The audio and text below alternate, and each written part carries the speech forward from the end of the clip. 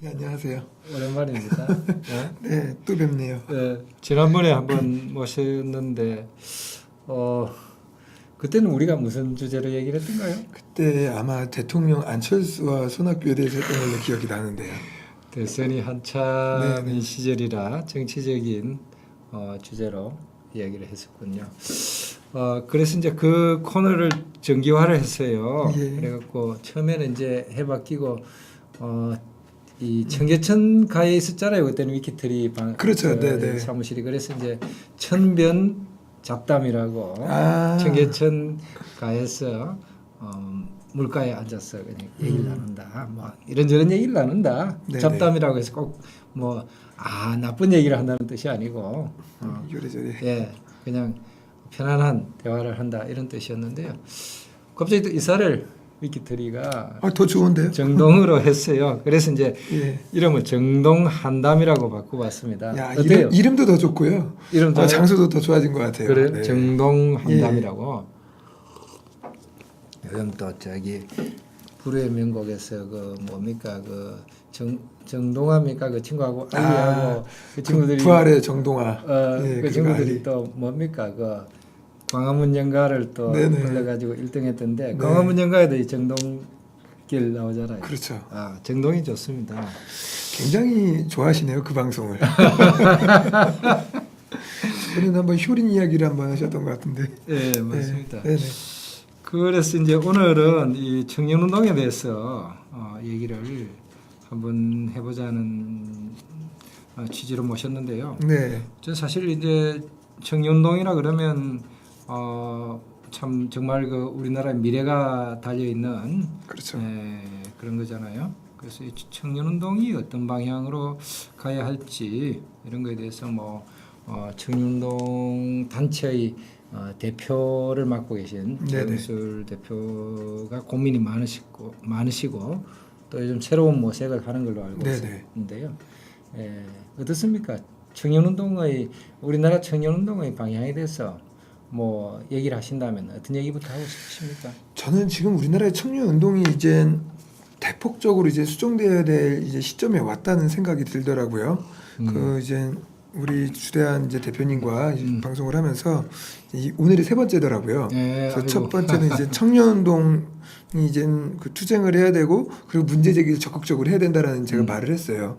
이제 대선 국면을 지나가면서 청년 문제가 이제 시대적 화두가 되면서 청년 운동이라는 게 계속적으로 그렇게 시대적 화두로 이렇게 부각이 된 상황에서 더욱 더 이렇게 때를 쓴다는 거는 조금은 이제 변해야 될 시점이 오지 않았나. 그래서 근본적인 것으로 찾다 보니까 청년들이 지역으로 들어가고 더 낮은 곳으로 우리 이제 삶의 기본적인 영역으로 이제 들어가야 될 시점이 되지 않았나 그런 생각이 많이 듭니다. 네. 그러니까 좀 우리가 표현이 조금 뭐 그렇기는 합니다만은 때를 쓰는 청년운동이 네. 돼서는 더 이상 안 된다. 그렇죠, 네. 우리 청년운동을 돌이켜 보면 사실은 그 우리나라 역사가 좀 특이한 점이 있는데요. 네네. 민주화운동 시기에는 사실 뭐 우리 조영술 대표의 앞세대 이야기, 제가 청년일 때 이야기, 제가 태어날 때 이야기입니다만 우리나라 그 당시에는 이 매우 빠른 속도로 세계 최고로 빠른 속도로 산업화도 경제 성장도 이루면서 동시에 또 민주화도 막 이루던 그런 아주 격렬한 그렇죠. 시기가 네네. 있었습니다. 그렇게 우리나라가 이 세계적으로 정치, 경제 양면에서 동시에 발전하던 그 시기에는 우리나라 청년들이 물론 또 한편으로는 이 산업 현장과 경제 발전의 이 역군으로서 일을 했지만 그렇죠. 또 한편으로는 민주화 운동에서도 앞장섰던 그럼요. 그런 역사를 갖고 있어요. 그래서 우리가 흔히 이제 청년운동 그런 민주화 운동 이렇게 우리 세대는 그렇죠. 생각을 하죠. 네네. 예, 그런데 이제 사실 세상이 많이 바뀌었잖아요. 네. 자본주의가 이제 발전하니까 우리나라도 다른 선진국과 마찬가지로 네. 청년들이 이제 청년 실업이라든지 이런 말하자면 주거복지 문제라든지 일자리 문제 이런 사회 문제의 가장 네네. 그 직접적인 피해자가 됐단 말입니다. 맞습니다. 예, 그래서 이제 청년 운동이 바로 어떤 청년들의 요구를 대변하는 그런 운동으로 한동안 어떻게 된 것 같습니까? 예, 그렇습니다. 그 이게 이제 아까 말씀하셨던 것 같이 우리 민주화운동이 이제 제가 태어날 때 시점부터 이제 격렬하게 이루어져서 제가 이제 신촌 일대에 살았었거든요. 예, 그래서 6살, 7살 때는 이제 민주화를 뭐 이루자는 시위를 많이 봤던 것 같아요. 아, 예, 맞아요. 그래서 뭐 어린 87년. 예, 저는. 그렇죠. 네. 그때가 제가 이제 87년도가 7살이었거든요. 그래서 이제 동네 친구들끼리 이제 신촌에 이제 대학에서 이제 그때는 어리다 보니까 하면서 막 구경도 나가보고 막 이게 무슨 일인가 하고 쳐다도 봤는데 그렇게 되면서 이제 계속 민주화운동이 이제 그걸로 인해서 새로운 전환 국면을 맞이했던 것 같아요. 그러다가 우리가 IMF 겪고 그리고 이제 경제위기 겪으면서 그 청년들이 말씀하셨던 것 같이 실업이라던가 주거라던가 아니면 일자리 뭐 이런 것들에 대해서 정말로 우리의 삶이라는 게 어떤 것이 필요하시고 그리고 어떤 것들이 계속 소외를 받고 있는지에 대한 말들이 많이 나왔던 것 같아요. 그래서 그 다양한 청년 운동의 단체들의 주체들이 그것들에 대한 이제 문제 제기를 많이 했었던 것 같고 그러다 보니까 이제 대통령 대선 국면에 있어서까지는 청년 문제라는 게 가장 핵심 문제 중에 하나였던 것. 예. 예, 그리고 뭐 그 몇몇 이렇게 이제 문재인 후보도 있었었고 그리고 뭐 안철수 뭐 손학규 그리고 박근혜 후보까지 이르기까지 전부 다 보면 이제 10대 공약 중에 청년 문제는 항상 들어가는 그 정도로 이제 시대적 화두가 된 것 같아요. 그리고 이제 대통령 인수위원회에서 청년 특별위원회를 설치할 정도로 그만큼 그동안 청년들이 문제 제기를 하고 이러한 복지 영역에 대한 문제들을 갖다가 정치권이라든가 제도권에서도 이제 많이 받았다는 느낌이 들더라고요. 예. 실컷 받았는데 여기서 이제 우리가 더 한다면 우리가 직접 들어가 가지고 통치를 하고 제도를 만들고 정책을 만들어야 되는데 그 청년 운동이라던 그 사람들이 잘할 수 있는지 없는지를 감시하는 역할로 좋게 해야 되는데 지금 여기서 더 나아갈 경우 그릇된 청년 운동이 되고 하나의 이익 집단화가 될 수도 있다라는 그러한 생각들이 많이 들더라고요. 아, 그러면 이야기를 조금 이렇게 또 네. 다르게 표현해 보면 이렇게 되겠습니다. 그죠? 우리 세대가 보기에는 우리는 사실 그 당시에 이 청년이라고 하면은 막 뭔가 민족의 이 앞날을 책임지는 그쵸. 또는 뭐 지도자 같은 막 이런 그 생각을 가지고서 그런 마인드를 가지고서 막 이렇게 큰 사명감을 가지고 네. 그렇게 활동을 했는데 지금 세대의 젊은이들은 막 자기 문제에만 가진 그렇죠. 좀 뭔가 조금 청년들이 왜 저래? 좀 찌질한 친구들 뭐 이렇게도 보였단 말입니다. 아니 뭐 찌질까지. 그런데 네. 사실 이제 그건 또 그 선배 세대 입장에서만 바라보는 거고. 그렇죠. 지금 세대의 청년들은 정말 이 자본주의 발전으로 인한 여러 가지 사회 문제의 직접적인 직격탄을 맞는 바로 그런 어떤 사회적 약자 입장이 되어버렸었는데 그렇다고 너무 그렇게만 가서는 안 되겠다. 아, 그럼요. 예. 그렇게 해서는 안 되고 이제 좀 길을 펴고 청년들이 다시 조금 새로운 생각을 좀 해봐야 되겠다. 뭐 이런 취지. 예, 맞습니다. 네. 예. 그래서 요즘 뭐 청년운동의 어떤 앞장서는 이 청년연합 36.5는 어떤 활동을 하고 있습니까? 지금 뭐 새로운 방향으로 지금 잡고 있는 활동. 예, 이제 먼저 이제 작게는 이제 아주 지역 단위, 소위 말하는 읍면동이라고 할 수 있겠죠. 정말 사람들끼리 서로 이제 옆집과 옆집 간에 이렇게 알 수 있고 이웃에 누가 살고 이 정도의 이제 규모에 이르는 그런 지역 단위, 풀뿌리의 제일 기초 단위까지 청년이 이제 그 들어가서 활동하는 그런 사업들을 모색하고 있는데 첫 번째로 마을 만들기가 있겠죠. 공동체, 마을 공동체를 이제 만드는 일들 그리고 그 안에서 청년들이 할 수 있는 것은 아까 말씀드렸던 것 같이 사회적 약자를 넘어서 지역의 리더이고 그리고 시민으로서의 주체이고 그리고 봉사자로서의 리더로서 청년 외에 그런 다른 사각지대가 있더라고요. 보니까 지금도 부각되지 못했던 그러한 사각지대까지 쳐다볼 수 있는 그러한 풀뿌리 리더로서 그러한 사업들을 계획하고 있죠. 네. 그래서 요즘 제일 먼저 지금 들어간 마을이 마포구 염리동이라고. 예, 마포구 염리동하고 이제 대구에 이제 그 동성로 일대 이 두 군데서 동시에 그 활동을 동성로라면 그 저기 구시가지. 예, 그렇죠. 아닙니까? 거기부터 이제 달성군까지 이르기까지 그 지역. 말하자면 그렇죠. 공동화된 네네. 구도심. 그렇죠, 그렇죠. 네네네. 그쪽 지역과 함께 이제 신촌과 이대와 홍대 가운데 자리 잡은 염리동이라는 그런 네. 또 공동체. 네네. 옛날에 이제 역사적으로 봤을 때는 마포나루터가 있던 조선시대 때부터 계속 번화가로서 지금까지 그 자리매김을 하고 있는 곳이죠. 아. 그런 공동화된 곳. 아. 이쪽이 이제 청년들이 첫 번째로 뛰어들어야 될 곳이 아닐까. 네. 네, 그런 생각이 듭니다. 연리동이 이름이 이게 유래가 있다고 들었는데 네네. 어떻습니까? 그 소금염자를 써요. 소금마을이라고 아. 하거든요. 그래서 예전에 이제 마포나루터에서 소금을 이제 지방에서 들고 오면은 소금 창고가 있어가지고 그 안에 소금들을 보관하고 그리고 소금 장수꾼들이 이렇게 소금을 이제 도성으로 이렇게 공급하던 그러한 곳이었죠. 예. 예, 그래서 굉장한 물류 창고로서 예. 되게 중요한 근데 역할을 지금 했었어요. 말이에요. 네, 이제 우리가 이야기를 듣기로는 세계화의 시대고 그쵸. 글로벌리즘의 시대인데요. 청년들이 세계로 나가야 되는데 이 마을로 들어갔다는 거예요. 네, 지금 거꾸로 이게 가고 있죠. 어떤 의미를 갖고 마을이란 게 도대체 어떤 것입니까? 마을은 도대체 어떤 것입니까? 그 좀 역설적 표현이라고 할 수 있는데 세계화라면 일단 도시화거든요. 네. 이제 도시화가 되고 이제 막 빌딩이 올라가고 그리고 이제 회색 도시 이런 느낌들 있잖아요. 네. 그 소위 말하는 도시 시대의 이제 모순을 갖다가 한번 생각을 해봐야 될 것 같아요. 네. 이제 열린 공간으로서 사람이 좀 더 편리하고 그리고 더 자유롭게 살고 그리고 더 풍요롭게 살기 위해서 만들어진 게 도시인데 그것들이 역설적으로 바뀌어서 자유와 이제는 공동체와의 그러한 관계에서 소위 말하는 인간 소외 현상이 나타나는 것 같고 그리고 그 안에서 이제 누구는 잘 살고 누구는 못 살고 하는 그런 세계화 시대에서 계속 또 그런 소외 계층들이 나타나는 것 같고 그리고 프라이버시라는 이름을 바탕으로 해서 굉장히 이기적인 그러한 마인드로 살아가는 그러한 것들이 이제 도시의 역설이라는 느낌이 들거든요. 그 안에서 이제는 이제 그 세계화 시대보다 우리가 원래 도시에서 꿈꾸려고 했던 인간의 편리와 자유의 가치 그리고 존엄의 가치들을 추구하기 위해서는 그 도시 속에서 마을이라는 그러한 공동체를 만들고 사람이 숨 쉴 수 있는 그러한 공간으로 탈바꿈해야 된다는 것이죠. 네. 그리고 그 안에서 도시 생활의 주체가 되는 청년들 이들이 앞장서야 된다는 거죠. 네. 네.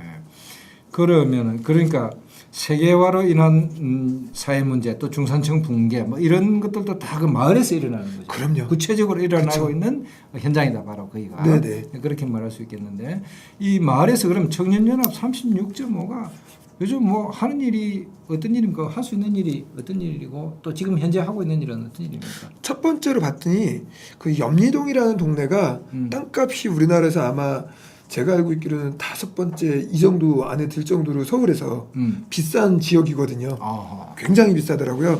그 한 평 정도의 땅 3.3제곱미터 이거를 사기 위해서는 청년들이 1년치 연봉을 통째로 모아야 될 정도로 아. 그 정도로 땅값이 비싸요. 네.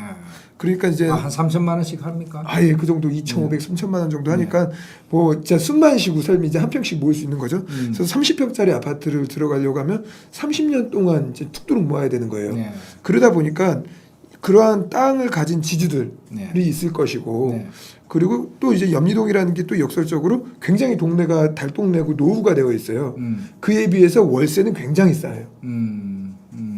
다른 이제 도심지에 있는 오피스텔이라든가 이제 원룸에 비해서 반값도 안 되는 그러한 그 가격 정도의 월세 임대료를 이제 가지고 있기 때문에 또 청년 중에 또 저소득층 그리고 이제 맞벌이 가정 중에 저소득층 어르신들 중에 독거노인 이런 분들이 사시더라고요.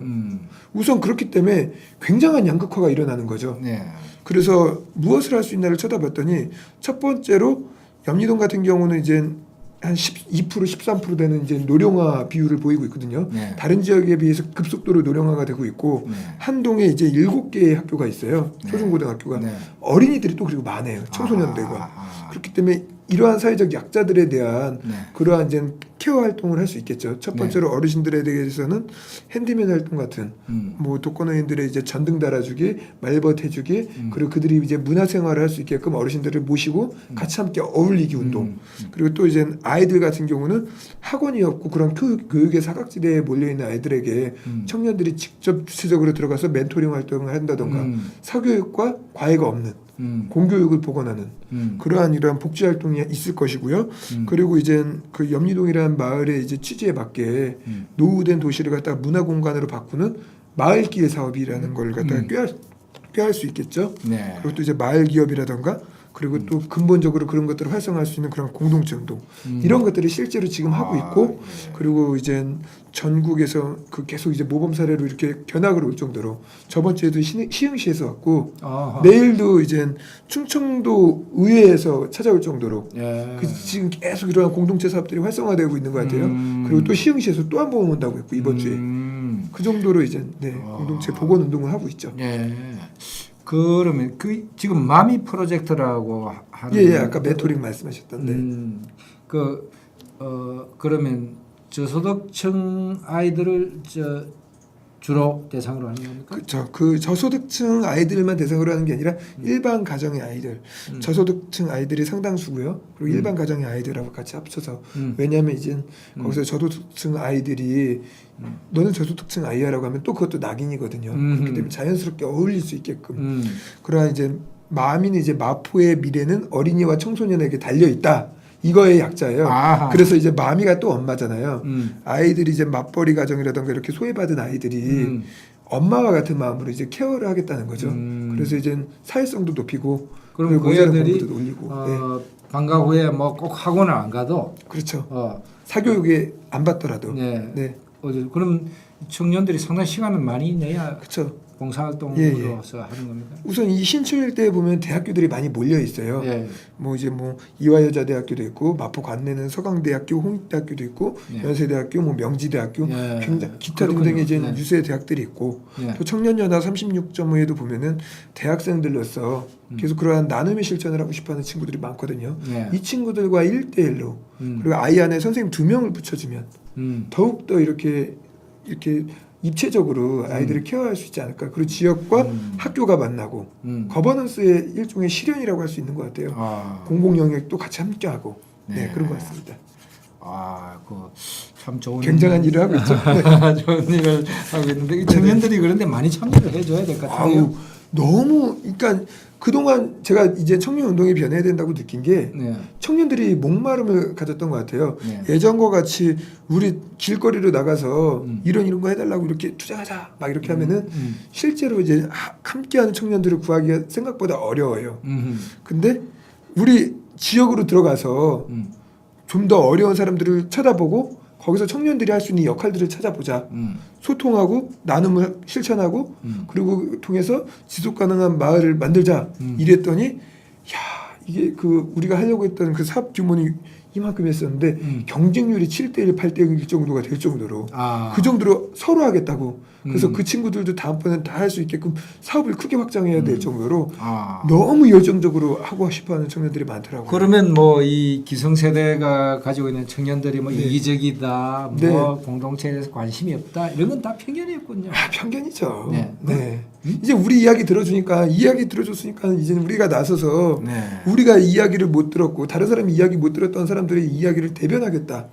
그럴 수 있는 거죠. 네. 정말 감동적인 이야기입니다. 청년이 신소외 계층에서 신주류가 되는 거죠 이제. 네. 네. 바로 그래야 이 청년들이 네네. 이제 단순히 뭐 때만 쓰는 어린애가 아니고 그럼요. 네. 이 나라의 주인, 미래의 주인으로서 당당하게 인정받고 또 나갈 수 있을 것 같습니다.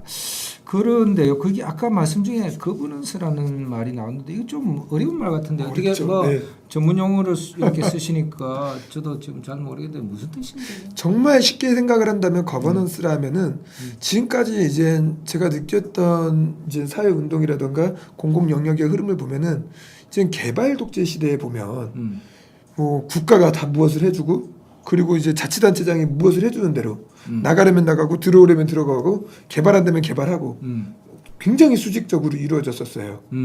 그리고 또 이제 한참 이제 사회운동과 시민운동이 부흥을 할 때는 공공 영역은 못된 거니까 너희들은 나가라. 우리가 알아서 이제 지역을 만들고 국가를 만들 테니까 또 이제 아래에서 일방적으로 위로 올라가는 시민운동이 주도하는데 너무 일방적이었던 거죠. 관은 개입하지 마라. 그렇죠. 관은 나쁜 거니까. 네네. 그러한 이제 양극단의 흐름들이 있었는데 이제 거버넌스라는 거는 그 절충안이라고 할 수 있겠죠. 공공 영역이 잘하는 부분이 있을 것이고요. 특히 행정 영역이 잘하는 부분, 그리고 이제 의회가 잘하는 부분, 그리고 지역 사회가 잘하는 부분, 시장이 잘하는 부분, 그리고 사회 운동 및 시민 단체가 잘하는 부분. 이 영역들이 다 분리가 되어 있다는 거죠. 각자의 역할에 맞게끔 협동해서 다스린다. 그래서 거버넌스를 또 협치라고 하거든요.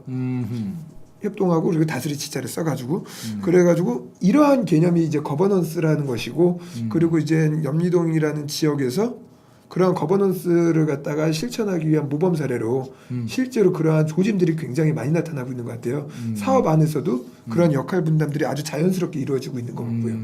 그러면 이 염리동은 이 협치가 잘 이루어지는 모범 사례로 볼 수 있겠군요. 그렇죠. 예. 뭐 대표적으로 우리가 좀 주민자치위원회 이야기를 하면 그동안 이제 주민자치위원회라 하면은 굉장히 관변단체로서 공무원이 시키는 대로 그리고 의회가 시키는 대로 굉장히 수동적인 사람들이었었거든요. 이때 의회라면 구의회라든지. 그렇죠. 구의회 뭐 시의회가 되고 그리고 이제 지역의 뭐 국회의원이 될 수도 있겠죠. 넓게는 모든 의회가 이렇게 간섭을 했던 거죠. 실제로 표가 되는 가장 결집이 되는 곳이기 때문에 그렇기 때문에 능동적이지 못했는데 주민자치위원회가 이제 염리동에서는 실제로 주민들의 의견을 모아서 이러한 사업을 하자는 문제 제기를 하고 있는 것 같고요. 그리고 행정은 그러한 이제 제반에 따른 뭐 소위 말하는 사회복지 영역에 있는 사람들을 갖다가 발굴해내고 장소를 제공하는 역할에 있어서는 행정이 굉장히 잘하거든요. 왜냐면 우리가 구석구석 집에 누가 사는지 알 수 없으니까. 그리고 의회는 그러한 목적 사업을 가지고 의회에서 재정을 가지고 오는 역할을 굉장히 잘하는 것 같고 그리고 이제 시장의 이제 마을 기업이라던가 그리고 지역의 이제 주체들 지역민들이 각자 이러한 좋은 사업이 있으니까 내가 후원을 하겠다고 이렇게 직접 나서는 것 같고 시민단체는 직접 거기에 사업의 주체로 뛰어들어서 그런 것들이 많이 이루어진다라는 느낌이 이제 염리동에서는 굉장히 활성화되고 있는 거죠. 그럼 기업들도 거기에 참여할 수 있습니까? 아 그럼요. 마을 기업이 실제로 굉장히 중요한 역할을 하고 있어요. 저희 쪽에서는 그 솔트 카페라고 있거든요. 마을 기업 중에 여기가 이제 재정적 후원도 해주고 간식 후원도 해주고 장소 제공도 해주고 굉장히 소위 말하는 비용이 드는 부분들을 많이 전담하려고 노력을 해주고 있죠. 그런 기업 말고 또 아주 큰 기업들. 큰 기업들도 이제 지역에서 이제 활동하는 서점이라던가 멘토링 사업을 할 때는 이렇게 하면 우리가 책을 원가에 공급하겠다 이유는 하나도 안 남기고 막 이렇게 해서 공급도 해주고 그리고 지역에서 이제 일반 기업을 운영하는 이제 소상공인들이 있잖아요. 이들도 100원, 200원씩 이렇게 조금씩 모아가지고 목돈을 내겠다. 그리고 이제 교회 같은 경우도 이제 돈을 모아서 헌금을 모아서 종교 단체들도 이렇게 해서 후원을 하겠다. 이러한 움직임들이 많이 나타나고 있는 거죠. 시장령. 정말 좋은 얘기입니다. 그러니까 거버넌스를 우리말로 번역하기가 참 어렵지만 굳이 번역하면 협치라고도 한다. 이렇게 볼 수 있겠군요. 그렇죠. 정말 자치행정과 풀뿌리의 중요한 그런 역할 같아요. 좋습니다. 그러한 마을 만들기 운동 또 지역 공동체 운동에 청년운동이 참여하는 그런 어떤 그 실험을 지금 하고 있다. 이렇게 맞습니다. 말씀하고 이런 것들이 청년운동의 새로운 방향을 모색하는데 새로운 길을 찾는데 하나의 그 길이 될 수 있지 않을까 그런 생각을 갖고 있다는 말씀이죠. 그게 맞습니다. 그게 우리나라 이제 그 현재까지 대의민주주의에 우리가 이제 그 대리인을 내세워서 의회로 행정으로 보내가지고 지금까지 이제 행정과 정치가 운영이 됐잖아요. 거기와 함께 이제 실제로 그 통신이 발달하고 교통이 발달하면서 소셜 네트워크 우리 위키트리 방송 같이 이러한 이제 언론의 이제 직접적인 시민들의 참여 이런 것들이 이루어지면서 직접 민주주의에 대한 요구들도 일어나거든요. 그렇기 때문에 마을 운동이라는 거는 그 두 가지를 갖다가 완충해 줄 수 있는 제도적 장치고 실제로 그런 점에서 본다면 우리나라에서 바로 그런 어떤 그 풀뿌리 자치가 굉장히 좀 없었던 것 같습니다. 없었죠. 실제로 그 1995년도부터 이제 지방자치법이 만들어져 가지고 뭐 구의원 뭐 그리고 구청장 이런 분들을 막 선출도 하고 그러한 노력들을 했지만 실제로 그들은 아직까지는 수동적으로 위에 상급 국가라던가 이제 광역자치단체 눈치를 보고 그리고 지역 주민에게 실제로 직접 다가가기에는 많은 한계들이 실제 있었던 것 같아요. 조영수 대표가 뭡니까 행정학 또 석사이시기도 한데 석사 아직 못 받았습니까? 뭐 이제 논문만 이제 통과하면 끝입니다. 그래서 석사는 실제로 수료했다. 우리나라에 비하면 말이 우리가 흔히 미국 사회를 좀 조금 이렇게 낮춰보고 우습게 보는 경향이 있는데 사실 이런 면에서는 미국이 굉장히 뿌리가 있고 역사가 있는 거 그렇죠. 아니에요? 네, 네, 맞습니다. 바로 이 어떤 뿌리 자치, 풀뿌리 민주주의 이런 면에서는 그렇죠. 맞습니다. 네. 예.